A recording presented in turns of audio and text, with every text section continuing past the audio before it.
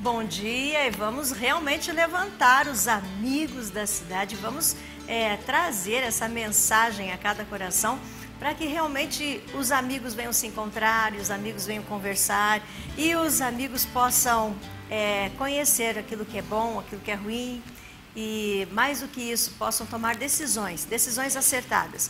Para isso nós somos chamados de amigos da cidade. Que você tenha um bom dia, essa é a quarta-feira que nós estamos vivendo. A palavra de Deus diz que esse é o dia que o Senhor Deus fez, nele nos alegraremos e seremos felizes e abençoados. Essa é a palavra que eu quero deixar para você nessa manhã, que você seja feliz e que você seja abençoado, onde você estiver, e que toda decisão que você tomar no dia de hoje seja a decisão que não só te agrada, porque às vezes nós temos que tomar decisões que não nos agradam, mas que são as decisões certas. Isso é importante. Tome as decisões certas, aquelas que vão te agradar no futuro e que você vai poder dizer, eu tomei uma decisão que no momento não me agradava, mas que no futuro dava-me a resposta certa daquilo que hoje eu quero colher, o fruto que eu quero colher. Eu tenho um texto que eu quero compartilhar com vocês que fala sobre a excelência da lei, a excelência da educação da lei divina. E diz assim, bem-aventurados os irrepreensíveis no seu caminho, que andam na lei do Senhor. Bem-aventurados os que guardam as suas prescrições e o buscam de todo o coração. Não praticam a iniquidade e andam nos seus caminhos. Tu ordenaste os teus mandamentos para que os cumpramos à risca. Tomara que sejam firmes os meus passos, para que eu observe os teus preceitos. Então, não terei do que me envergonhar, quando considerar em todos os teus mandamentos. Render-te-ei graças com integridade de coração, quando tiver aprendido os teus retos juízos. Palavra de Deus que fala sobre a excelência da lei de Deus, a excelência de aprender a palavra de Deus e a excelência de ensinar a palavra de Deus, a excelência de ensinar aquilo que é correto. Porque quando nós falamos em ensinar e aprender a palavra de Deus, nós estamos falando de caráter, de conduta, nós estamos falando de aprender todas as coisas, aquilo que nos é dado e apresentado para que nós possamos realmente crescer cada vez mais. Esse é o programa Amigos da Cidade, eu gostaria que você ficasse comigo, porque nessa manhã nós vamos celebrar um dia especial que é o dia de hoje. E de repente pode ser que seja o seu dia, de alguma forma. Então fique conosco, nosso entrevistado vai nos ajudar muito nisso. Muito bem, hoje é dia 15 de outubro, e no dia 15 de outubro nós temos essa data especial no nosso calendário e comemoramos o dia do professor. Tá? E quem é o professor? E qual é realmente esse caminho que o professor deve trilhar? E nós convidamos aqui um professor bastante conhecido, ele e sua esposa, hoje já vivendo num tempo da graça. Amém. Que é o tempo de olhar a educação de uma outra forma. Mas eu tenho aqui o professor Idê, seja bem-vindo, professor, bom dia. Bom dia, pastora, bom dia aos amigos, bom dia, queridos professores, que Deus vos abençoe.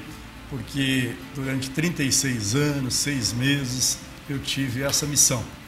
Tentei desistir do magistério por 3 vezes e Deus disse não. Então, o negócio é ali. E hoje eu ando pela cidade e muito feliz. Encontro os meus ex-alunos, cidadãos, gerentes, presidente da SICAM, enfim, múltiplas funções na comunidade.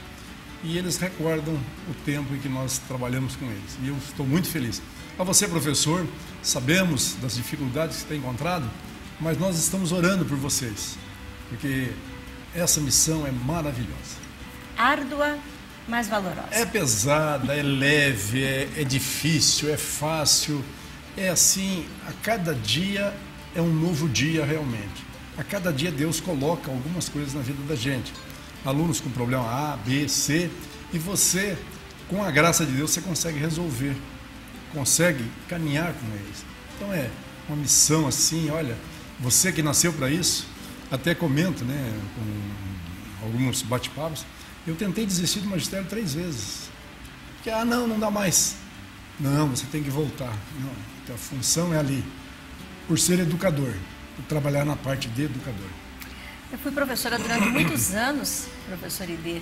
É claro que na alfabetização, né, pegando aquele tempo do segundo ano, terceiro ano. Não, era professora naquela época. Era professora? Não era a tia ainda. Mas depois passou, né, a parte de tia.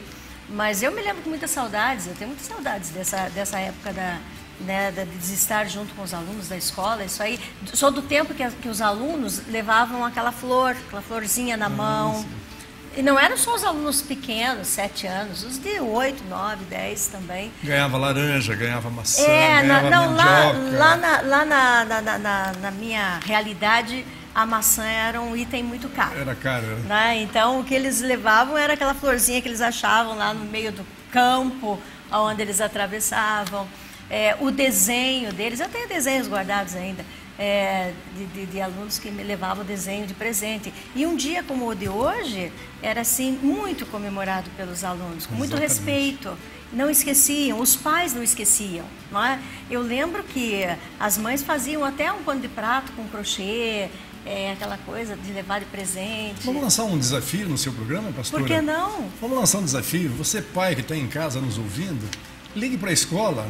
Vá até a escola no dia de hoje, dê um abraço no professor. Ele está precisando de amor, está precisando de carinho pelas dificuldades de ensinar, de unir, de trabalhar com os jovens, com os adolescentes. A dificuldade é grande por causa da estrutura do país, por causa da estrutura familiar. Vai lá dar um abraço nesse professor ou manda um bilhetinho para ele.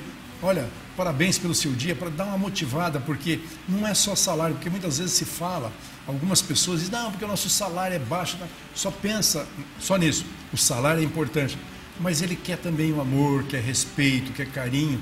Faça, está lançado esse desafio aqui no seu programa, para você que é pai, ligue para a escola ou vai na escola buscar seu filho, mas chega lá, eu quero dar um abraço em um professor pelo menos. Você vai ver como você é capaz de mudar a educação do país através desse gesto. A outra parte é a parte política, que aí os governantes estão aí, foram eleitos, estão sendo eleitos, para resolver a outra parte. Mas essa parte de amor, carinho, respeito. Você, pai, que tem problema com seu filho em casa, não dê razão em tudo que ele fala. Vá conversar com o professor, ouça o professor, que ele tem muito a lhe falar sobre o seu filho. Adote seu filho para que você tenha paz. Essa que é a verdade, né? E o professor é um elemento essencial na vida da criança, do adolescente. Exatamente. Porque o professor, ele está ali horas com aquela criança, com aquele adolescente, dando tudo aquilo que ele tem. E ele tem capacidade de colocar coisas boas, coisas que o professor acha que é boa, coisa que o professor entende que é boa, porque ele leu num livro, ele fez um curso em determinado país, em determinada região, em determinado movimento. Ele chega ali e coloca aquilo como fosse autoridade e dono da verdade. E a criança vai assimilando. E o pai que estiver acompanhando vai ver que nível está seu filho, o entendimento, vai conversar em casa, vai discutir para fazer um encaminhamento. Questão política, por exemplo, há um professor do A, outro do B, outro do C, e eles conversam na sala de aula sobre a política. Aí o filho também passa a conversar em casa com o pai, e o pai começa, olha, eu acho melhor isso, eu vejo melhor aquilo, e começa a criança a ter uma formação melhor, porque ele recebe conhecimento em casa, recebe conhecimento. O que nós não podemos é deixar que a educação dos filhos fique por conta da escola. Esse é um grande problema hoje. Os pais acham que a escola tem o dever de educar. Não, a escola tem o dever de ensinar. De formar o aluno e fazer com que ele busque conhecimento através dos livros, através da pesquisa, etc. A educação vem de casa. Então, essa separação que nós precisamos fazer. E o pai pode muito bem ajudar a escola dessa forma. Comentávamos esse dia, numa pequena reunião, você já perguntava para o pessoal, você por acaso já foi na escola saber como é que anda a escola? Como é que está a PMF, a Associação de Pais e Professores, o que a escola está precisando, o que está faltando, o que é bom, o que não é, o que eu posso ajudar a escola no final de semana, num dia à noite. Ninguém daquele grupo conhece a escola do filho. E aí depois não sabe o porquê que o filho toma determinadas atitudes, porque não conhece, não acompanha. Os professores estão lá para ensinar do melhor, estão lá com carinho, mas eles estão lá para não seria ensinar, porque o professor é aquele que de repente aprende, né? Não está lá para ensinar. E eu aprendi muito com os meus alunos, aprendi muito a vivência com eles. Então nós precisamos participação. Está faltando a participação. No meu tempo, meu pai levava na escola e chegava lá, o professor falava, chegava em casa, cortava isso, cortava aquilo, tinha castigo limites, disso, né? Colocava limites. E hoje os pais, em função das atividades do pai e da mãe, está tendo dificuldade. Mas o pai precisa se dispor a ir lá até a escola, conversar com os professores, conversar com a direção e poder participar do processo. Quem tem a ganhar são os seus filhos, com certeza. Nós entendemos, professor, que dentro da questão professor e aluno, existem as fases, né? Exato. Então, a fase da criança, que é aquela fase que os pais levam, os professores recebem, e tem aquele entrosamento, né? Que hoje não é mais nem tia, hoje é prof. Prof. Tá? Então, tem aquele entrosamento com a prof. E, enfim, aquele envolvimento até familiar. Porque eu também, na minha época, quando tinha um aniversário de um aluno que fazia alguma coisa em casa, aquele cafezinho, no sábado, eu era convidada e tinha que estar lá. Eu era a pessoa principal para chegar na festa da criança, né? Hoje eu já não vejo assim também acontecendo. Mas aí tem a outra fase, que é aquela fase, principalmente aquela fase do colégio de unidade polo, que as crianças estão entrando, que não venha comigo. Pai, exato. Mãe, não venha comigo. Vai queimar meu filme. Quem quer ser o professor e tal, nem quero falar. Já vai vivendo uma outra fase, depois tem a outra fase. Mas eu pergunto para o senhor, né, que hoje está assim, já vivendo sua aposentadoria, ainda com todo vigor, né? Mas eu pergunto, o que nós poderíamos diferenciar dessas três fases com a figura do professor? Esse professor que está lá recebendo as crianças, aquele professor que já está vivendo a fase das crianças que não querem a presença do pai, da família. Como que nós podemos ver esse perfil do professor? O jovem que não quer a presença do pai é porque ele quer aquela independência com 10, 11, 12 Sim. anos, quer aquela independência. Mas os pais facilitam essa independência. O caminhar junto não tem problema nenhum. Meu irmão tem um com 15, outro com 10, né? E a gente acompanha a criação deles, diferente do que foi feito com meus dois filhos. E eu vejo acompanhando, ele vai, acompanha, e os filhos... Então vamos lá, pai. Quer dizer, o relacionamento pai e filho é que facilita isso aí. E muitas vezes a criança não quer que o pai vá porque o outro... A conversa deles na escola é isso. Não, porque meu pai e minha mãe, eles reclamam muito. E o professor, esse professor que está vivendo essa fase, ele também quer acompanhamento dos pais? Ele quer ter esse interagir com os pais? Ele gostaria. Já não se interessa? Não, ele gostaria, mas os pais hoje, muitos pais vão lá na escola para dar bronca. Meu filho tem razão, meu filho está certo, meu filho isso, meu filho aquilo. E isso desgasta o professor com atrito. É o que nós vemos aí, agressões contra o professor, pais agredindo, filhos agredindo e o pai não fazendo praticamente nada. Quando existe, aí o professor vai se afastando. Por que eu vou chamar o pai aqui para ter um atrito com o pai? Porque o pai dá sempre razão para o filho. Eu nunca dei razão para o meu filho. Eu sempre ia lá ouvir o lado do professor, conversava com o professor e depois conversava com o meu filho. Para aí, qual é a verdade? Uma vez... um pai chegou assim, eu quero conversar com o professor ID nessa escola aí. Nossa, a diretora segurou porque falou, agora o professor ID vai apanhar, né? Aí eu falei assim, fui lá, é o seguinte, eu converso com o senhor, mas na presença do seu filho. Aí, beleza, ele chamou o filho, fomos lá na sala, pegaram o filho. Eu cheguei, antes do senhor me falar o que o senhor está aqui, jovem, o que foi que você fez quando chegou na porta da sala? Seja homem e fale aqui na frente de todo mundo, não vai ter castigo, não vai ter nada. Qual foi a sua atitude? Eu chutei a porta. Entrei sem pedir licença. Sentei e empurrei a cadeira. Aí ele foi falando a verdade. Eu falei, pai, quem que está certo e está errado? O senhor me desculpa. O pai pediu desculpa e chamou o filho, conversou e acertaram em casa. Quer dizer, eu quis ajudar. E o pai achava que ele estava errado porque o filho foi lá e contou, por um instinto de defesa do filho. Mas os professores sentem essa falta dos pais junto na escola, desse acompanhamento, do pai pegar. o livro, a tarefa, mesmo que o pai tem lá o 4º ano primário e o filho está fazendo ensino, dá uma olhada no caderno dele, ver o que está estudando, perguntar para o filho, questionar: filho, o que está estudando, o que você está aprendendo em física, em biologia, me ensina o que você está aprendendo. E aí vai ter uma participação, pai e filho. Aí pai, filho, escola vão se fortalecer. E o que nós observamos de longe, ali de frente da unidade polo, é que os pais chegam, encostam o carro, o filho desce, ele não toma conhecimento do que acontece na escola. Esse é o grande prejuízo para a educação. A participação dos pais na vida da escola é muito importante na formação do seu filho. Hoje nós temos professores motivados? Não vejo assim.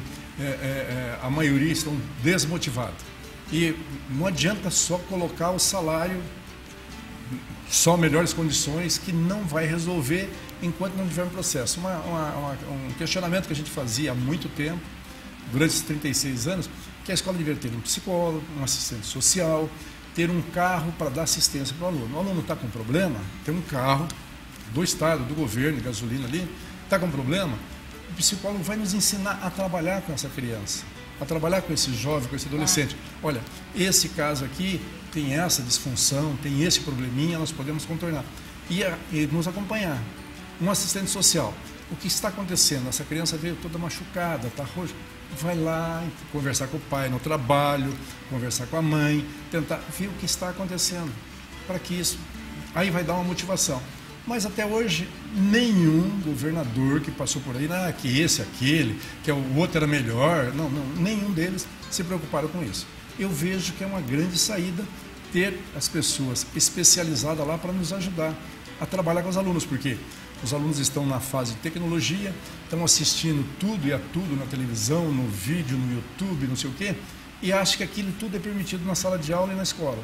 E nós temos dificuldade em trabalhar. Por mais que a gente faça curso de aperfeiçoamento, por mais que a gente não consegue acompanhar isso. Precisaria ter assessoria para acompanhar isso. A demanda é muito grande, né? É muito grande. Eu acho que qualquer governador que colocar um psicólogo, colocar um assistente social, colocar... algumas escolas já têm o inspetor de alunos para ajudar, porque a escola é grande, 1000 alunos. Como é que a direção da escola vai acompanhar o aluno que diz que vai ao banheiro e ele foi para outro canto? Aí, o inspetor para cuidar do pátio, aquela coisa toda, para ajudar. Porque existe pessoas mal intencionadas? Existe. Mas a maioria são gente boas, são gente de formação, que querem aprender. E aí um puxa, o outro puxa, daqui a pouco você tem 10, 12 alunos caindo, reprovando e saindo daqui. O senhor, como professor, o senhor é a favor ou contra o fato de que ainda crianças, no meu ponto de vista, que são crianças, né, daí de 10, 11 anos, estejam entrando dentro de um colégio grande. Vamos pegar a unidade polo, que foi o seu reduto, 32 fica mais anos. fácil para mim. 32 anos. Mas que saiam ali do colégio da Vila Oropesa, um colégio que é menor, onde eles tiveram ali 5 anos de estadia ali no colégio. Daqui a pouco eles vão para a unidade polo, mas ainda com 11 anos, 10, 11 anos, eles estão saindo e indo para a unidade polo. Isso é importante, é bom para o professor, isso facilita, dificulta? Pois é, mas só que aí nós temos um probleminha assim, que entra alunos de 11 anos e nós temos alunos no mesmo de 18. Aí a influência de um para o outro, esse trabalho que nós temos que acompanhar. Então a criança vindo, o ideal seria que permanecesse na escola, mas essa mudança de escola é interessante. Novos amigos, novo ambiente, nova sociedade, né? Que ele está na 4ª série. E o que nós acompanhamos muito, e comigo aconteceu, eu entrei na 5ª série com um grupo de 40 alunos, e desses 40, nós se formamos no ensino médio, técnico agrícola, nós se formamos de 40, quase 30. Então, esse grupo... Foi um grupo que você acompanhou. Nós nos acompanhamos em todos os sentidos, eram muitos amigos e tal. Isso ajudou muito. Então, na defesa, na amizade, no esporte, no estudo, então isso nos acompanhou muito. Mas a sociabilização, essa mistura, sair de uma escola, vir para outra, mudar de período, trocar de escola, é interessante pela sociabilização, ele passa a conhecer. Mas existe a interferência de aprendizado. Quando na hora que está se acostumando, o pai muda de escola ou muda de cidade, aí essa dificuldade de adaptação. Porque não tem gente preparada para ajudar a acompanhar essa criança, essa nova adaptação. Então, na 5ª série, cansamos de fazer assim, alunos que chegavam da Vila Oropesa, o primeiro dia, conhecia a escola, conhecia o ginásio, conhecia as partes, todo o conhecimento. Pegava os alunos. Os meus netos que estudam fora, esse do meio de 5 anos, que entrou agora no primeiro ano lá, a primeira semana, todos os alunos do segundo ano são os recepcionistas da turma do primeiro. Escola, amizade, colega, conhecer a escola, banheiro, secretaria. O aluno segundo não é obrigado a pegar um e apadrinhar, para conhecer a escola, apresentar para os professores, passa uma semana se conhecendo. E na nossa escola não é possível fazer isso, porque a gente está preocupada com o calendário, está preocupada com o conteúdo, preocupada com tudo e acaba esquecendo do básico. A sociabilização, a participação, o engajamento, o envolvimento e o envolvimento do aluno com essa comunidade. Ai, meu tempo tem se acabado. Tudo tem tempo, né, Tudo tem tempo, mas nesse um minutinho, vamos pegar pelo menos um minutinho, para que realmente o senhor desse um pouco dessa sua experiência para o professor que está nos assistindo. Professor, essa profissão é divina, é maravilhosa. Agora eu vejo o quanto eu fui importante na vida de muita gente. Alguns alunos se desviaram da rota, do caminho, mas hoje se arrepende de ter desviado. A maioria, com quem eu encontro, dei aula na Unidade Paulo há 32 anos, estão felizes da vida por ter professores como a professora Diva, a professora Clarice, a professora Fátima, a professora Ernesto, a professora Sabido, o professor Lucas, professores de... Você, meu irmão, continue firme, que essa profissão vale a pena ensinar. De repente a gente aprende muito. Que Deus abençoe. Professor Idê, muito obrigado pela sua presença. Parabéns por aquilo que o senhor foi e por aquilo que o senhor é.